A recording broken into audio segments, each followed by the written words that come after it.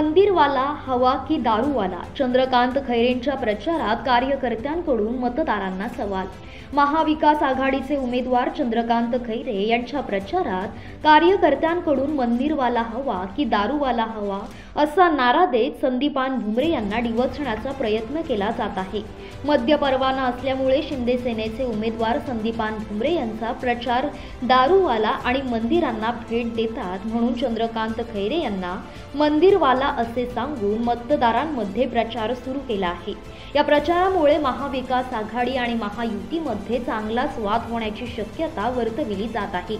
औरंगाबाद लोकसभा मतदारसंघात शिवसेनेचे म्हणजेच महायुतीचे उमेदवार संदीपान भुमरे यांनी पक्षाच्या एबी फॉर्मसह गुरुवारी उमेदवारी अर्ज दाखल केला। या अर्जासोबत त्यांनी संपत्तीचे अंतिम विवरणपत्रही सादर केले। त्याचं उत्पन्नाचा स्रोत म्हणून त्यांच्या पत्नीच्या नावे मद्य विक्री परवाने असल्याचे नमूद केले। भुमरे यांनी पूर्वीच्या उमेदवारी अर्जासोबत प्रतिज्ञापत्रात मद्य व्यवसाय लपविल्याचा आरोप विधान परिषदेचे विरोधी पक्षनेते अंबादास दानवे यांनी केला होता। यावरून दोन्हीकडून आरोप प्रत्यारोपाच्या फेऱ्या सुरू होत्या।